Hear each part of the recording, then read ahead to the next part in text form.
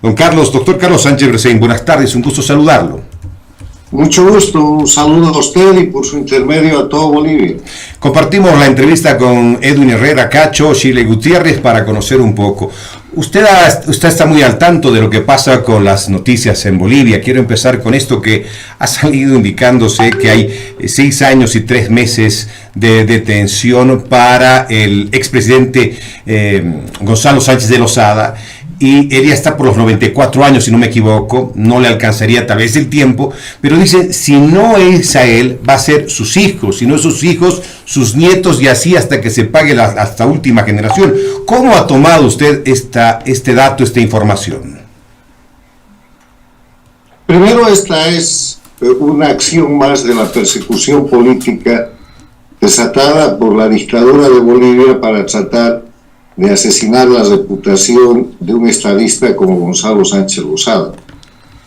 Y eso sucede en un marco en el que, segundo, los jueces y tribunales de Bolivia han sido convertidos por el régimen de Evo Morales y Arce Catacora en títeres del gobierno que, en vez de ser jueces, son verdugos que cumplen órdenes de la gente que detenta el poder, para perseguir a los adversarios políticos y para proteger de los crímenes que cometen a la gente del gobierno. Y tercero, que el contenido de ese fallo, que se ha comentado ayer, pero cuyo texto todavía no ha sido presentado públicamente, muestra la naturaleza de la situación gravísima que vive Bolivia, donde se ha destrozado la república para imponer una copia de un Estado dictatorial y totalitario, copia de Venezuela y de Cuba, con intervención de esas dictaduras, donde se protege a los opositores funcionales, Carlos Mesa y Jorge Quiroga Ramírez, amigos del gobierno, son los que han hecho el golpe de Estado Mesa el año 2003 junto con Evo Morales. Tuto Quiroga le ha entregado la Constitución de la República el año 2008 a Evo Morales, o sea, han construido juntos la dictadura, están indultados por un decreto de Evo Morales. En ese contexto, esta situación que se presenta, el fallo y el comentario que se acaba de hacer, tiene simplemente una denominación. Es un acto de terrorismo de Estado, de una dictadura del socialismo del siglo XXI que hoy día ocupa Bolivia. ¿Usted lo visita a Gonzalo Sánchez de Lozada? ¿Qué edad tiene él? ¿Cómo está? Si es que lo está visitando, ¿lo ve? Goni goza de muy buena salud, es un señor mayor, ha superado los 93 o los 94 años, pero ese no es el tema no es Goni. El tema no es hablar de la víctima, que es Gonzalo Sánchez Lozada, es hablar de lo que le espera a todo Bolivia que está sometida a ese tipo de leyes. En Bolivia, el que abra la boca y no esté de opositor funcional como lo está Mesa y como lo está Tuto Quiroga, que pueden ser excluidos de un proceso, van a estar sometidos absolutamente a la persecución y a la manipulación de la justicia. Por eso en Bolivia hay presos políticos. Yo no sé si ustedes se han enterado, pero hay más de 300 presos políticos certificados en Bolivia, porque para nombrar algunos nombres, está el gobernador de Santa Cruz, Camacho, que fue detenido en funciones, como fue detenido hace 14 años el gobernador de Pando, Leopoldo Fernández, que fue preso político por más de 12 años hasta que Evo Morales renunció. Es presa política la expresidenta Yanine Áñez, la parte de ese gabinete del gobierno de Áñez que no ha transado con la dictadura está presa política o está exiliada, y los que han transado están de candidatos. Mire a Branko Marinkovic, mire al alcalde de La Paz, formaban parte del mismo esquema, y unos están gozando de actividad política a la sombra de la dictadura, y otros están o en la cárcel o en el exilio. Entonces, esa situación tiene que preocupar a los bolivianos. Goni es un hombre mayor, la historia lo va a reivindicar sin ninguna duda, porque es un patriota y un estadista que le ha dado a Bolivia todo lo que este régimen está liquidando. ¿Qué le están haciendo juicio o sentencia por los contratos petroleros que le dieron a Bolivia los recursos extraordinarios del gas que la dictadura de Evo Morales y Arce Catacora han liquidado? Doctor Sánchez Berzaín, usted fue ministro de gobierno. ¿Por qué no en su momento se lo detuvo a Evo Morales? ¿Habían elementos? ¿No habían elementos? ¿Qué pasó cuando usted estaba de ministro? Yo quiero recordarle que cuando estaba diputado de oposición yo, el año 2001, Evo Morales produjo la masacre de Sacaba. Y yo, como el jefe de la oposición, pedí la separación de Evo Morales del Parlamento, que él era también diputado, para procesarlo penalmente por asesinato y por una serie de crímenes que acababa de cometer en Sacaba. ¿Qué pasó después de eso? Logré sacarlo del Congreso. Logramos sacar mandamientos de aprehensión para que Evo Morales vaya a la cárcel y hubiera sido procesado y condenado rápidamente, porque había prueba preconstituida y todo el país estaba indignado, a 30 años de cárcel por lo menos. ¿Y qué pasó?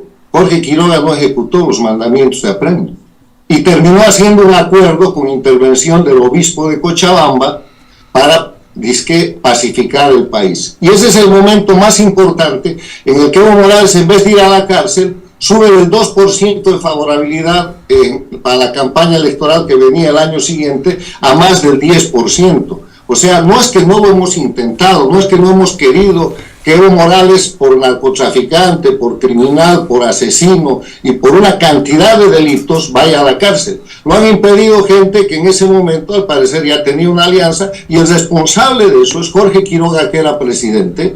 En ese momento su ministro de gobierno era Leopoldo Fernández, a quien después se lo paga con 12 años o más de cárcel. Entonces se hizo lo que se tenía que hacer, pero no cumplieron las autoridades de ese momento, y hay que preguntarle a Jorge Quiroga por qué razón no ejecutó el mandamiento de aprehensión que había conseguido con la denuncia del MNR y de la bancada liderada por Carlos Sánchez Berzaín, que Evo Morales sea aprendido y vaya a la cárcel después de separarlo de la inmunidad parlamentaria que tenía. Carlos, vamos a consultarle precisamente al expresidente Jorge Quiroga estas afirmaciones que usted hace, porque me parece importante esclarecer esta parte de la historia relacionada con Evo Morales. Pero volviendo al tema de la sentencia del Tribunal de Justicia prorrogado, técnicamente es posible manejar este argumento de que no tiene ninguna validez, ninguna sentencia que emita un tribunal de justicia que ha excedido, que está de alguna manera usurpando funciones en este momento en el país. Es un dato que usted además aporta para mostrar la nulidad y la vergüenza que supone ese fallo. Pero además de eso, la naturaleza de estos tribunales son tribunales que obedecen al régimen. No son tribunales de justicia, son tribunales de linchamiento que cumplen órdenes que les dan desde el Poder Ejecutivo. ¿Cómo pueden ustedes interpretar un juicio de responsabilidades que no respeta el procedimiento del juicio de responsabilidades? Porque de acuerdo al procedimiento, el acusado declarado rebelde, en uso de su presunción de inocencia, no puede ser sentenciado. Y Goni está en el exterior, lo han declarado rebelde y lo han sentenciado. Entonces, ¿de qué estamos hablando? Estamos hablando de una serie de atropellos, de violaciones de los derechos humanos del expresidente Sánchez Lozada y de la gente que ha sido enjuiciada ahí, que van desde la presunción de inocencia, el debido proceso, la igualdad de las partes, el juez imparcial, y todo eso en conjunto, digitado y confirmado por un decreto de amnistía que perdona y saca del proceso a los opositores funcionales y socios del régimen dictatorial, que son Carlos Mesa y Jorge Quiroga, que ahora están de candidatos presidenciales de nuevo para hacer el juego, para que la maquinita de la elección en dictadura vuelva a funcionar el próximo año, y si no es Arce Catacora, seguramente el presidente del Senado, Andrónico, será la carta con la que la dictadura se va a prorrogar. Doctor Sánchez Berzaín, Carlos Mesa traicionó a Gonzalo Sánchez de Lozada, ¿y cómo ve usted estos nuevos líderes emergentes en Bolivia? Carlos Mesa traicionó a Bolivia. Carlos Mesa traicionó a la nación y al pueblo boliviano, y lo sigue traicionando. Lo sigue traicionando porque, ¿cómo usted va a entender que en medio de la confrontación entre Evo Morales y Arce Catacora, con bloqueos y con confrontaciones, con heridos y con muertos, el Congreso se reúne y elige presidente del Senado Andrónico con los votos que incluyen la bancada de Carlos Mesa? Solamente hay que mirar la realidad objetiva. O sea, esta es una traición continua. es un proceso continuo de traición a la patria que lo ha llevado a la presidencia y que lo hace corresponsable junto con Evo Morales y este sistema de intervención transnacional que tiene hoy día a Bolivia llevándola a la miseria, de haber perdido el gas, de que en Bolivia no hayan dólares, de que en Bolivia el costo de vida está disparándose y vamos a un proceso hiperinflacionario de nuevo, de que Bolivia se ha ido a un narcoestado. Bolivia está señalada por el incremento de la producción de coca y de cocaína, porque el principal llamado partido político del país hoy día está conformado por los productores de coca y de cocaína. Y la lucha contra el narcotráfico, que tendría que ser para proteger a la sociedad, está para proteger a los narcotraficantes, y por eso 2 ex jefes antinarcóticos de Evo Morales ya han sido procesados por la justicia norteamericana, y el último está con orden de extradición precisamente porque en vez de luchar contra el narcotráfico lo que hacían era favorecer al narcotráfico. Estamos hablando de una dictadura en un narcoestado con una crisis económica que no va a parar y con una oposición funcional que está taponeando la posibilidad de que una oposición real como la de María Corina Machado en Venezuela le pueda devolver al país la credibilidad y la posibilidad de recuperar la democracia y la república. Termino con esta consulta, doctor Sánchez Bresain. ¿Cómo ve a Manfred Reyes Villa, que estuvo 10 años en Estados Unidos, fue alcalde, ahora es candidato con un ascenso en la preferencia? ¿Y cómo ve a Samuel Doria Medina? Mire, yo veo a todos ellos en el marco de lo que se denomina la oposición funcional. La oposición funcional es un concepto que he aportado, no solo por Bolivia, sino por Venezuela, por Nicaragua, en el estudio de lo que son las dictaduras del socialismo del siglo XXI, al estudio de la ciencia política. Y oposición funcional es aquella oposición que no tiene interés de tomar el gobierno y que simplemente se limita a participar en acciones para legitimar y disfrazar de democracia una dictadura. La oposición de verdad es la oposición que quiere llegar al gobierno. Nadie de estos quiere llegar al gobierno, quiere tener su tajada en la torta del sistema dictatorial para formar parte de ese grupo que durante los últimos años, más de una década, en verdad desde el año 2003, más de 2 décadas, se ha venido enriqueciendo a costa de la miseria del país, que ahora ya se hace patente. Entonces, eso va a tener un punto de quiebre, y el punto de quiebre va a determinar la terminación del régimen, la caída de la dictadura, la salida de la dictadura, y con la dictadura de Evo Morales y Arce Catacora van a caer los opositores funcionales, que son Carlos Mesa, Jorge Quiroga, Samuel Doria Medina, que fue el voto que ayudó en 2008 con su senador para que puedan entregar la Constitución y aceptar el Estado plurinacional con textos falsificados. Está ahí Manfred Reyes Villa, porque ha recibido una especie de perdón a procesos con los que el régimen los perseguía, y resulta que ahora forma parte de los alcaldes aliados del sistema dictatorial. Y ninguno de estos, y en Santa Cruz usted puede ver al que era presidente del Senado, que ahora es rector de una universidad, Óscar Ortiz, que ha formado parte, era el presidente del Senado cuando Tuto Quiroga y Doria Medina entregan la Constitución y la República y permiten la imposición del Estado plurinacional con una serie de falsificaciones, y era después ministro de la señora Áñez, y ahora es simplemente un potencial candidato. Esos son los opositores funcionales, que están caracterizados por la falsedad y por la alta traición. Por lo que ve, usted no ve ninguna opción en el país. ¿Hay alguien que sea de derecha? ¿Hay alguien que se pueda identificar que sea de derecha realmente? Pero no hay derechas ni izquierdas. El mundo del siglo XXI es globalizado, es capitalista y está en una revolución tecnológica.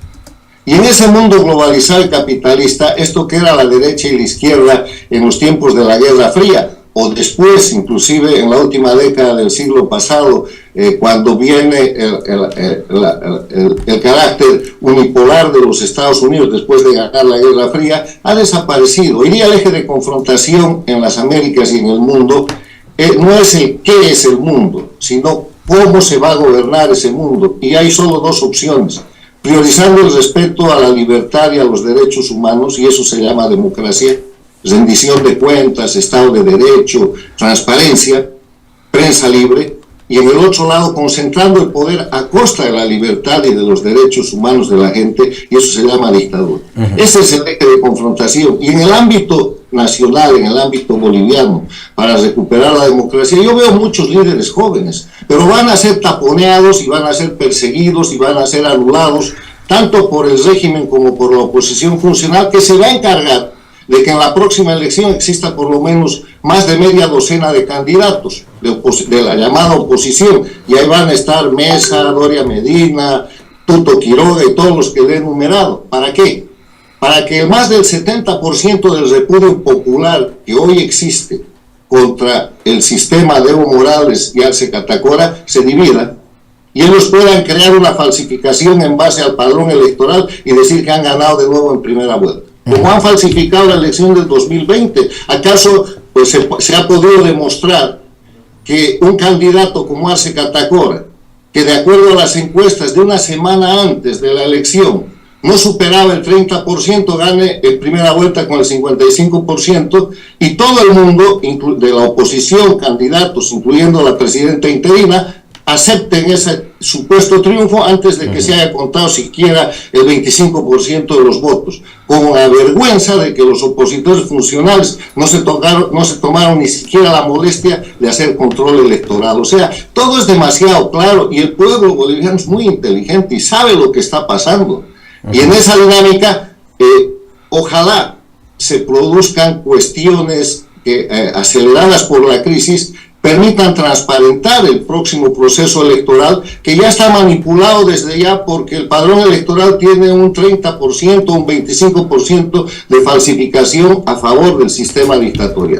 Termino con esta, ahora sí, le decía, usted ha hablado de la prensa, y en este caso le pregunto, usted es un hombre muy bien informado de lo que pasa en Bolivia. ¿Cómo se informa? ¿A través de qué medios se informa? ¿Y cómo está viendo la prensa en Bolivia en este momento, el trabajo periodístico de nuestro sector? Mire, hay tres clases de prensa en todos los países que tienen la ocupación por el socialismo del siglo XXI. La prensa oficial, y para saber cuál es, usted tiene que ver los datos de contabilidad en el caso boliviano del gasto que se hace en publicidad, tanto de parte del Ministerio de la Presidencia, de las entidades de gobierno y de las gobernaciones y las alcaldías oficialistas. Esa es la prensa oficial. En el otro lado usted tiene una prensa libre, que es una prensa empobrecida, perseguida, que no maneja grandes medios, que se ha tenido que atrincherar en las redes sociales, en la revolución tecnológica, pero que lo hace bien, porque permite por lo menos al pueblo pensar y ver la diferencia para analizar adecuadamente la realidad objetiva. Y en medio hay una prensa que está buscando posicionamiento, porque con una mano está pidiendo contratos al gobierno y con la otra le está dando un poco de presión para ver qué es lo que consigue. O sea, la prensa libre en el sistema dictatorial del socialismo del siglo XXI está totalmente aplastada, y Bolivia no es la excepción. Le voy a poner un caso. Han quemado la casa de la gran periodista boliviana Casimira Lema. ¿Quién la ha indemnizado? ¿Quién le ha pagado? Nadie. Esa señora, no sé si sigue ejerciendo la prensa, pero ningún medio importante le dará una cabida porque el gobierno no lo permite. Hay gente de prensa en el exilio, hay gente de prensa inclusive en la cárcel. Entonces en Bolivia la libertad de prensa es aquella que gente valiente como ustedes se permite a través de los medios alternativos, que ahora ya son los medios principales, porque las redes sociales están poniendo en quiebra, no solamente en Bolivia, sino en el mundo, a las cadenas tradicionales de alto contenido y de alto costo.